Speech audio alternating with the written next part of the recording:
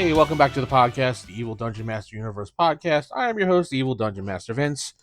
It is Thursday. We're almost done with the week, and hopefully you're having a great week.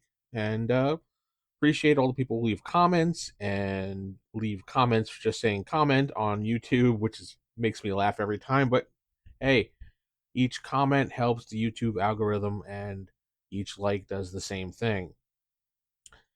TheEvilDM.com is my website, so you can head there for everything I'm doing, as well as the projects and the actual plays that I do. Or RollHigherDie.com is another place you can go for the actual plays that my group does that we play online. We just wrapped up Palladium Fantasy, heading into Starfinder. Shadowrun 2nd Edition is also coming out as well, which will probably be on this YouTube channel as an audiogram or autogram as they call them. So you can look forward to that. 2 players with that. Just want to keep that very small, so getting back into the system so we can get things moving along. Anyway, if you want to ask me a question, go ahead and go to right up to Ask the DM at theevildm.com or facebook.com/theevildungeonmasters, where you can get a hold of me very easily because I will respond pretty quickly.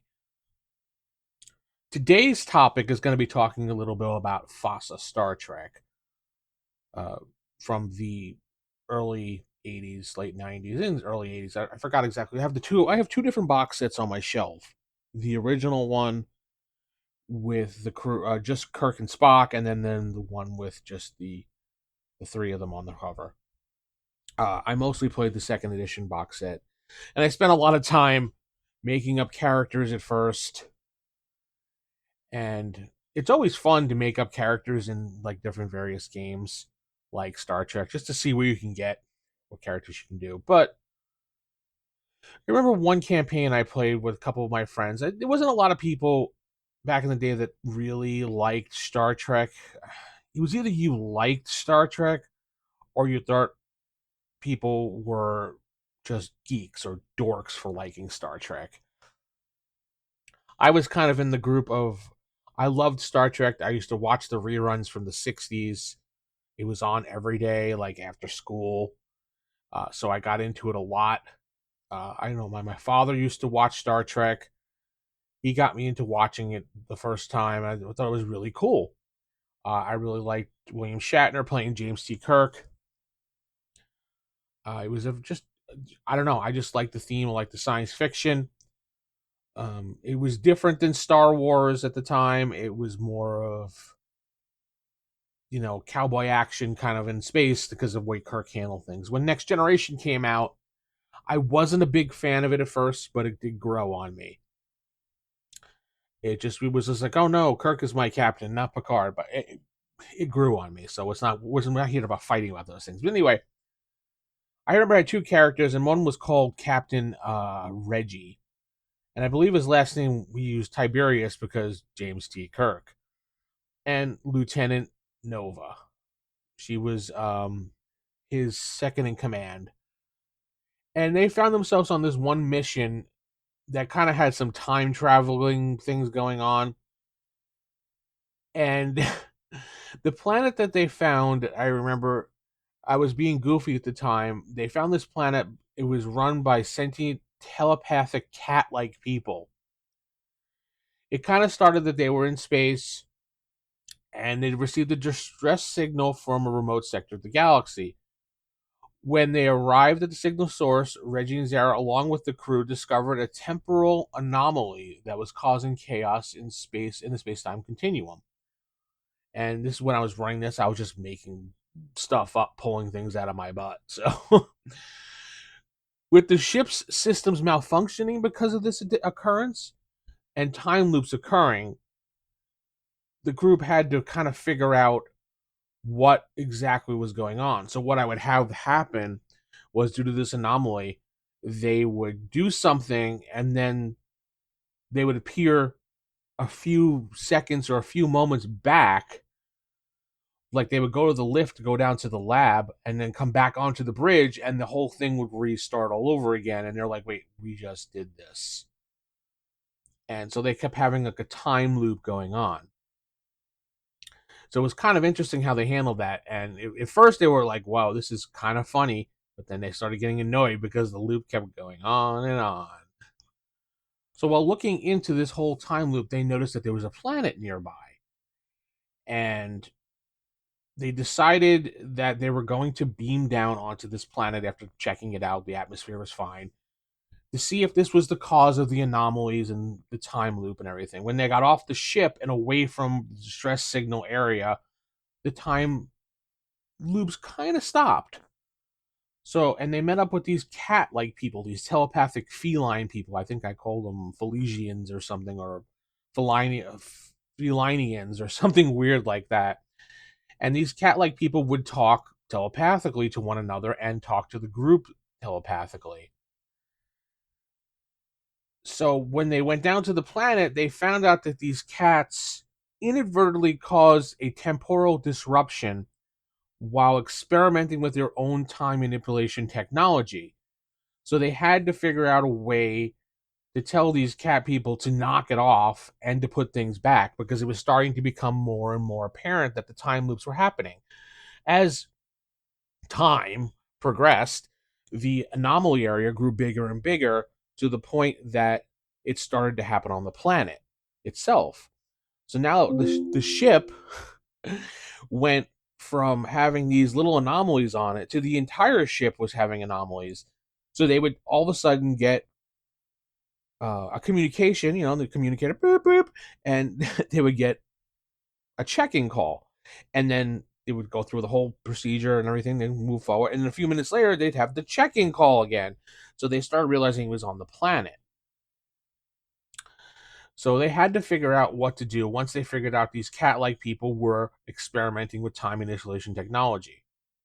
The whole twist to this thing was that the people that were doing the time manipulation in their own timeline didn't realize that there was a group of radical felines that were were kind of considered outcasts, and were secretly using the machinery to manipulate time and rewrite history, so their, I guess, breed of cat would be the I guess the dominant species on this planet. So what I had them do was there were different breeds of cats on this planet, and then slowly I would kind of over time introduce new species of this cat in different positions in the government as they were talking to people. So first they would talk to this leader of the Felonians. I forgot what I called him so long ago. And he would have his assistants and his council and everything, and I would describe them to the people. And slowly they would notice that the council was changing from certain breeds of cats to other breeds of cats until it was basically one breed of cat in the council with this one leader who was a different breed. And they started noticing this. So they started looking into things, and they found out there was this rogue leader who was doing this, and they had to resolve the situation quickly and put the timeline back together. And the only way they figured out how to do that was through brute force and destroying the machinery completely, which didn't exactly do what they wanted them to do, but they figured let the cat people deal with their own problem as long as the anomalies stopped and they weren't changing the timeline completely. Little did they know, destroying the machinery, sure, stopped the temporal anomalies and all the changes to the universe, but it also changed the things in the universe too. Remember, with time travel, you destroy that little butterfly in the past, that could have a ripple effect upon everything. So destroying the machinery and not allowing them to rebuild up the machinery so they can correct the timeline actually put an effect upon United Federation of Planets, and certain uh, races never joined the Federation. And in fact, the Federation was a lot smaller after various exploration into the databanks. They realized that United Federation planet was half the size that it used to be. So now they had to go back to this cat planet, talk to the leaders, and help them rebuild the technology so they can fix the timeline back to where it was.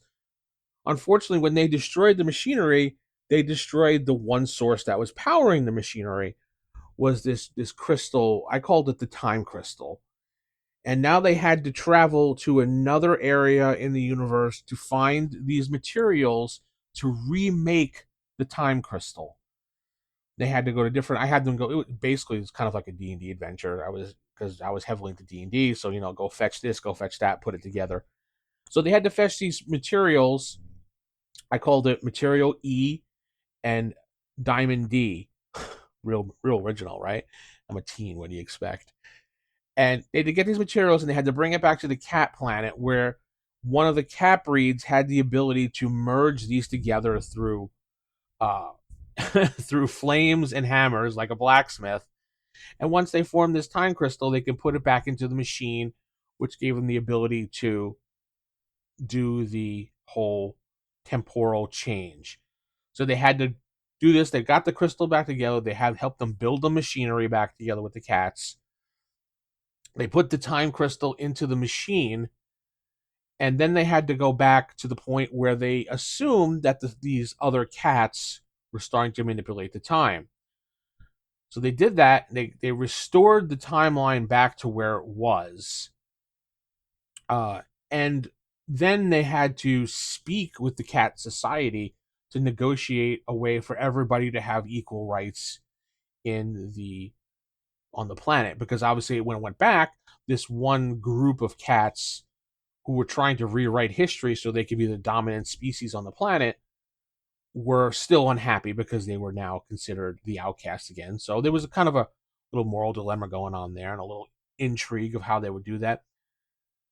They basically figured it out, negotiated things, because uh, Reggie, the Captain Reggie, had his character basically a